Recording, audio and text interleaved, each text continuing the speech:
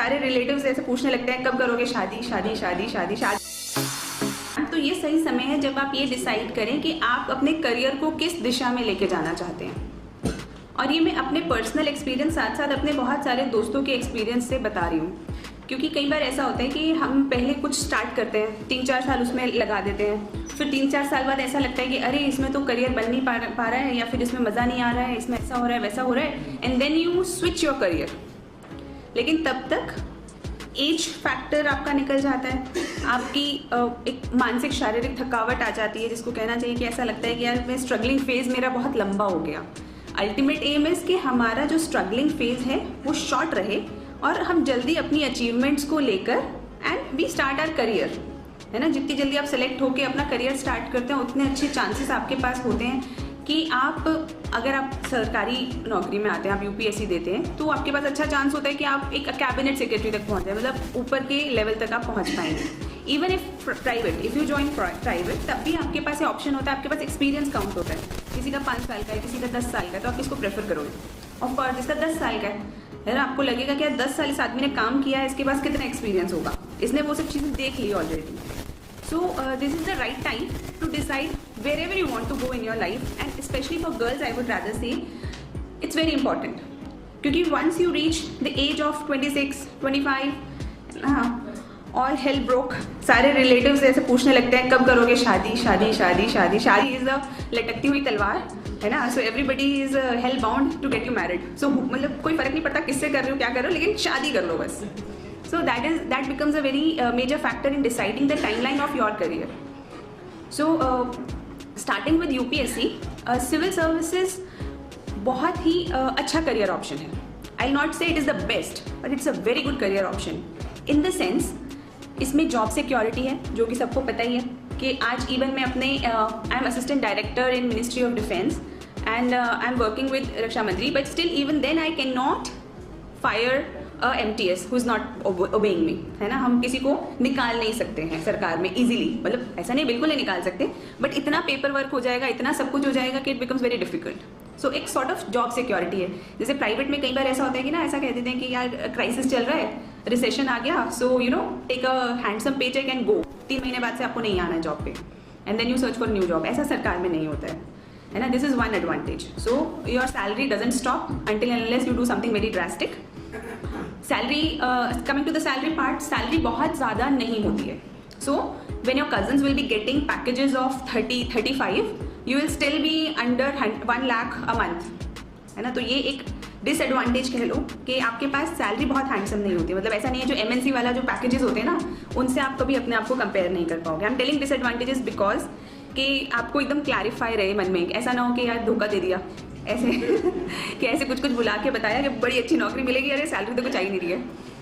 तो उसके बाद ऑफ कोर्स आपकी पोस्टिंग ऑल ओवर इंडिया कहीं पर भी हो सकती है, बट ये डिपेंड करता है किन सर्विसेज में आप जा रहे हैं। और इसको अगर कोई लोग बहुत ज़्यादा घर से अटैच्ड है तो इसको डिसएडवांटेज के रूप में देख सकते हैं, लेकिन मुझको ऐसा लगता है personally it's a very good advantage when you get opportunity to work all over India, और आपको अलग अलग लोगों से, कल्चर से मिलने का मौका मिलता है। तो डेफिनेटली इट्स अ एवोल्यूशन, आपका खुद का, आपकी सोच का, सबका एवोल्यूशन होता जाता है। एडवांटेजेस तो बहुत सारे हैं।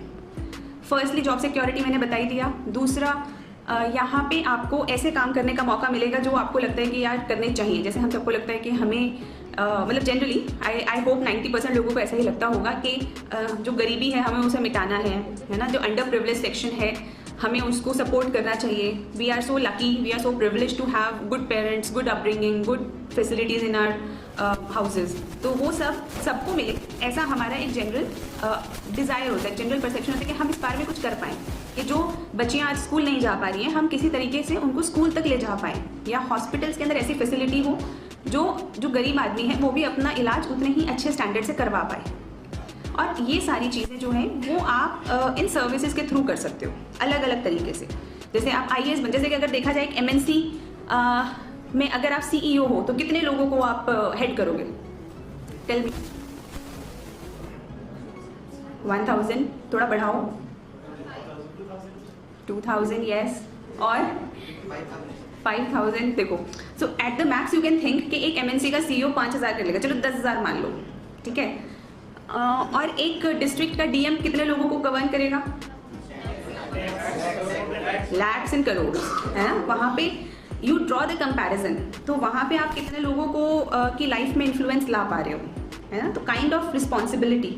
अब जब इतना रिस्पॉन्सिबल जॉब है तो उसके लिए किसी आदमी को सेलेक्ट करने का जॉब भी बड़ा, मतलब उसके लिए भी ऐसा ढूंढेंगे ना कि भाई इस आदमी ने उतना हार्डवर्क किया हो, उसने इतना कैपेबिलिटी हो, कैलिबर हो, इतना पेशेंस हो, जब इतना डिफिकल्ट काम है। मतलब सोचो 10 लाख 15 लाख हो सकते ज़्यादा, इससे ज़्यादा ही होता है। 10-15 लाख तो बहुत छोटा डिस्ट्रिक्ट माना जाता है। तो इतने लोगों की लाइफ में आप अगर इन्फ्लुएंस क्रिएट करने की इच्छा रख रहे हो तो ऑफ कोर्स उसी हिसाब से आपके एग्जाम की डिफिकल्टी लेवल भी बढ़ता जाएगा। तो काम करने का बहुत अच्छा मौका मिलेगा। जैसे even when I am in defence services, so यहाँ पे I get so much opportunity कि हमारे जो सोल्जर्स हैं उनके वेलफेयर के लिए किस टाइप की पॉलिसी बननी चाहिए, है ना? सो अभी तो खैर I am at a very junior level, but once I grow I get that opportunities also, है ना? कैसे केसेज होने चाहिए, मतलब आपका wide spectrum. So you will be dealing with legal cases, you will be dealing with welfare, you will be dealing with finances from procurement to everything, है ना? ऐसा कुछ नहीं होगा कि आप एचआर के हो तो आप एचआर के होके रह गए, ऐसा नहीं होता है। You get diversity of jobs. 3 साल एचआर किया, 3 साल लीगल किया, उसके बाद आपको प्रोक्योरमेंट में डाल दिया, 5 साल प्रोक्योरमेंट किया। सो योर एक्सपीरियंस ग्रोज, बहुत कुछ करने का मौका मिलता है।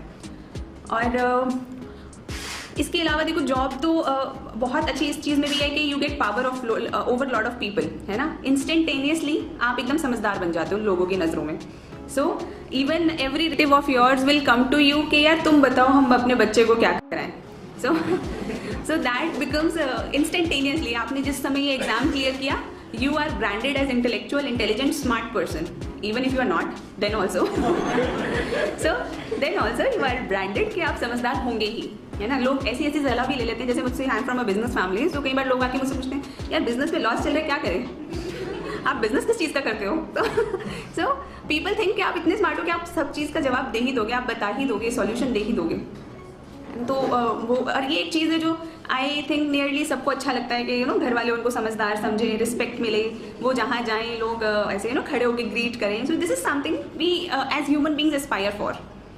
तो ये एक बहुत बड़ा एडवांटेज है। देन गर्ल्स के लिए there is super advantage in the sense that the protection in every phase of your life, from maternity to child care, you get adequate protection in terms of pay, in terms of support in jobs. और इसके अलावा देखो मतलब मेरे को तो बहुत अच्छा लगता है। It's a very fine job according to me, है ना? आपको डिसेंट सैलरी है। अब ऑफ कोर्स ऐसी वाली नहीं है कि you will not be able to buy farm houses for yourself, but you will be able to make a decent home for yourself, है ना? अपार्ट और बाकी सारी चीज़ों के लिए health and even housing, all these things are taken care of by the government. ये तो हो गया फॉर द जॉब प्रोफाइल। और इसके अंदर जॉब्स भी डिफरेंट टाइप की होती हैं, जैसे कि आपने देखा ही होगा आईएएस है, देन मतलब आईएएस है तो you are dealing with welfare measures of a district. सबको पता है ना सारी जो सर्विसेज हैं उनके बीच में क्या, उनके रोल्स में कैसे डिफरेंस होता है ना? तो मतलब जब आईपीएस है तो वो लॉ एंड ऑर्डर देख रहा है पूरे डिस्ट्रिक्ट का, अगर वो आईआरएस है तो वो पूरा टैक्सेशन का देख रहा है, टैक्सेशन छोटे लेवल पे टैक्स कलेक्ट कर रहा है, बड़े बड़े लेवल पे टैक्स पॉलिसीज बना रहा है जब वो सीनियर हो जाएगा। तो उसी तरीके से जैसे कॉर्पोरेट ट्रेड है तो वो कॉर्पोरेट ट्रेड की पूरी पॉलिसी को डिसाइड कर रहा है, टेलीकॉम है तो वो टेलीकॉम की पॉलिसीज को डिसाइड कर रहा है। So whichever services you get, it's in that field that you will be a very specialised and a very making a very wide influence. और एग्जाम के लिए कैसे पढ़ना है इफ़ यू डिसाइड, है ना? आफ्टर एक डिसएडवांटेज मैं बता देती हूँ कि ये एग्ज़ाम बहुत ही ज़्यादा एक जिसे कहना चाहिए लॉटरी टाइप का है, ठीक है? सो लॉटरी में क्या होता है that you invest, then either you get, if you invest 10 rupees, either you get 1000 और आइदर यू गेट नन, है ना? तो ये लॉटरी है। तो अगर आप इस एग्ज़ाम में अपना समय, अपना पैसा, अपनी मेहनत लगाते हैं तो इसके अंदर या तो आप सीधा सिलेक्ट हो जाते हैं, है ना? The moment you get selected आपको सारे बेनिफिट्स मिलने लग जाते हैं, सारे फ्रॉम डे वन से आपको वो रिस्पेक्ट, वो इवन मॉनिटरीली हर तरीके से आपको सुविधाएं मिलनी चालू हो जाती हैं। लेकिन if you don't get selected then आपने जो भी इन्वेस्ट किया, I will not say it's zero, of course you will get experience out of it, you will get lot of information, आपको हर चीज़ को देखने का नज़रिया बदल जाएगा। लेकिन अगर करियर के पर्सपेक्टिव में देखा जाए तो कुछ भी नहीं होगा। So it's a big risk if you want to enter into this domain. So it's कहते हैं ना राजा और रंक वाली कहानी है। So I am not saying it literally, because now we don't have kings, but yes, but we have people who yield power, yield authority, yield responsibility. So उस चीज़ को देखते हुए तो आपको देखना पड़ेगा, do you want to play this lottery, कब तक खेलनी है नहीं खेलनी है.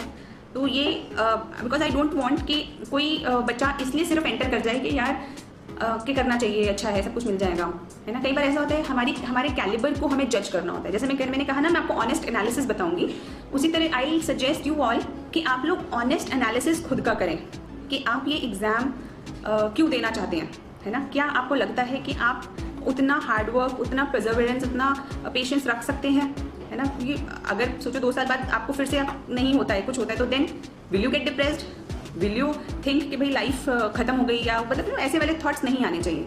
अगर आपको लगता है आप में पेशेंस नहीं है, ठीक है, मतलब not this anything else, you know, you can go for MBA, you can join private jobs, you can open your own businesses, become an entrepreneur, take up a startup, do anything.